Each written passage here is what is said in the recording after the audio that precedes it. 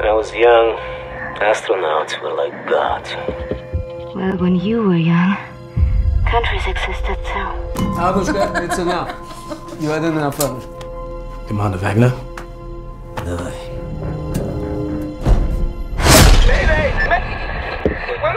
Jensen, what's going on?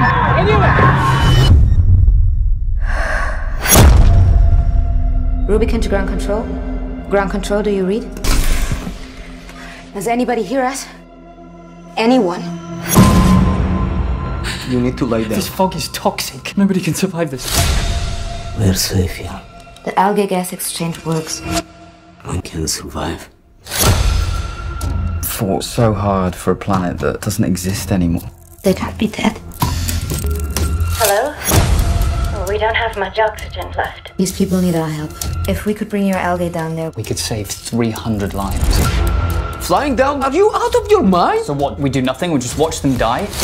Have you gone completely crazy in that lab? You don't get to talk to me about crazy, mister. either you come with us or you stay. Go away!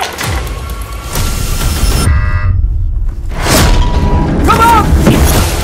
Do you really think they would give you their algae if it was the other way around? It's your job to keep us alive. You're a good person. You know that this is right. You're not gonna touch it!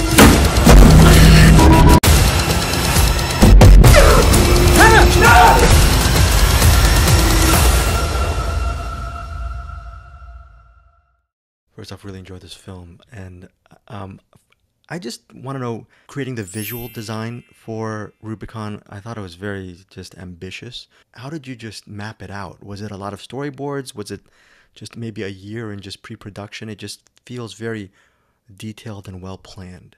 Yeah, it really was. As I told like the other interviewers before, you know, we had a very limited budget, so every decision had to be really on point. There was no room for mistakes, so, and we knew that.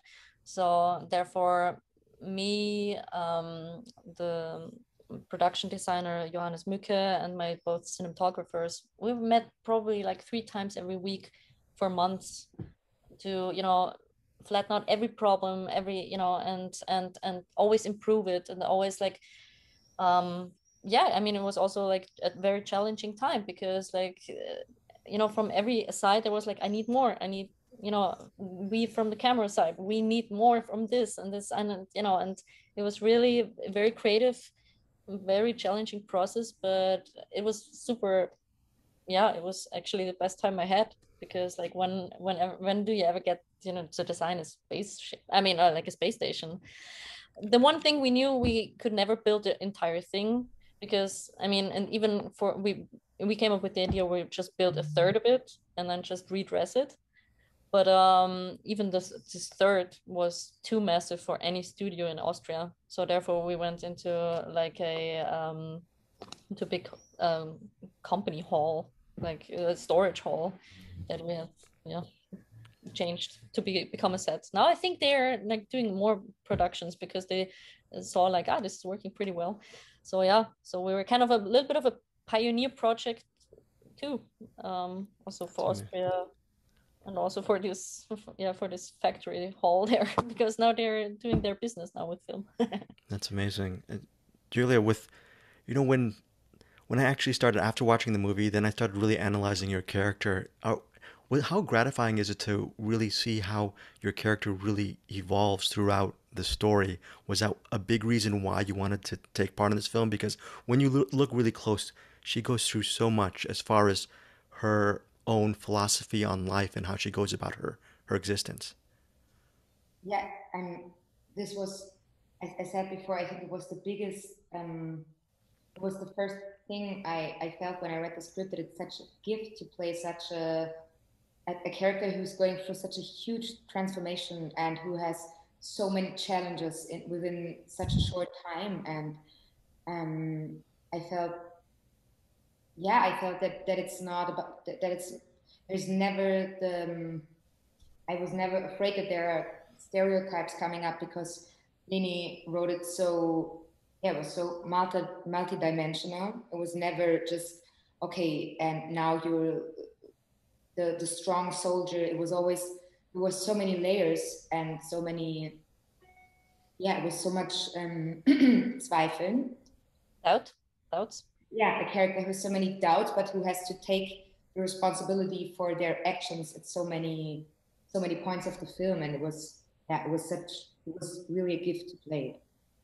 Yeah, this is a sci-fi film, but I think one of the ultimate intimidating things about this story is just whether it's set in the past, present, or in the future. It's one of the scariest themes for me. It's, do you protect your family and your blood when you know that you can actually help the human race? Can you guys talk about the theme behind Rubicon? I think it's a very it's a theme that people can really argue about, forever, it seems. So yeah. Yeah, I mean, I wrote it like that because, I had a lot of these discussions, with family, with friends, in my entire surrounding, especially at the time when it was written. There were so many of these questions asked because, like, there was a refugee crisis back then. And also for me as a filmmaker, social classes and that is, and like the big stretch between the rich and the poor that is getting bigger by the time.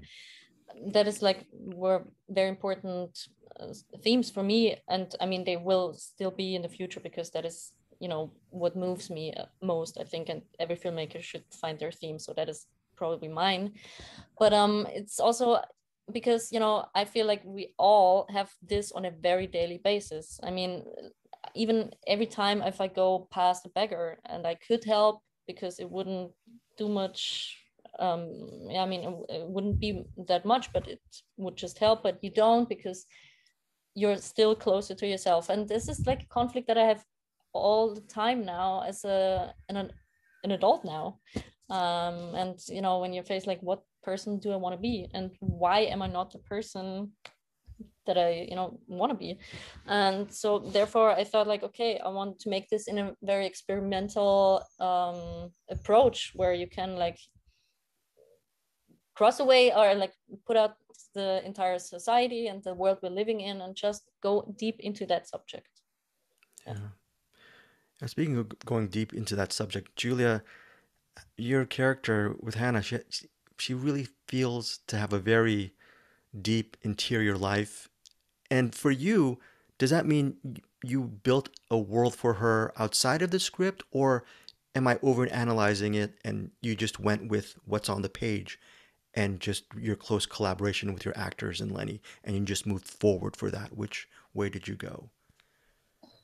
I think it was a lot about the like the the setting which Leni put it in, like the world in 40 years, how it's like more and more damaged, and how this character never get to decide for her own. She was always she never had the money, or she never had the safety to do things, so she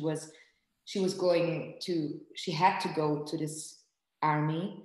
And I think for me this was the biggest, like she had family which she cared about, which was very important because it's something you want to fight for if you're not with them anymore. And she also had this history of never getting to decide and always following orders. And so this was very important for the story when we started with the movie, because with every scene she gets more, in a way, freedom to decide on what does it make with a human when she really gets to decide, when she's now facing challenges where there is no already. Yes. Now she's in space and she has to define for herself what's right and what's wrong and what she really wants. Yeah, I'm so excited. I really enjoy this movie, Leni, and I'm just wondering, for in the future, do you after Rubicon, do you want to even do just bigger, just canvas type of, beautiful, just like $100 million type of movies? Because it seems you can handle it with Rubicon easily, or do you want to have these kind of serious themes and an like very intimate film, or maybe do you want to marry both of them? yeah, why would I have to choose? I mean, why decide on each? I think every project that I would approach is always like with an intellectual, you know, underlying thing. I mean, or like an intellectual base. I think I can't do anything without that, because like all films that I'm watching, and I'm even you know, very, I think you can even have that like in entertainment movies too. I think I would say like every director has this, was heißt Anspruch? Weißt du das? Anspruch. Is it just approach? No. Yeah, no, nicht approach. Yeah, but you know, we all want that. We don't want it to be like just dull entertainment. I don't even think the directors who do that want that. Everybody wants a little bit of a meaning underneath. And in my case, I want a lot of meaning underneath. Of course, I mean, I would love to do bigger productions, but let's see if there's anyone calling me. But right now I'm still in Austria and working on a new film, but that's a little bit of a big budget, but not that much. I mean, it's somewhere a little bit above. Thank you so much for your time. I really enjoyed the film. Thank you so much. All right. Take care, guys. Yeah, Thank you. Bye. Bye-bye.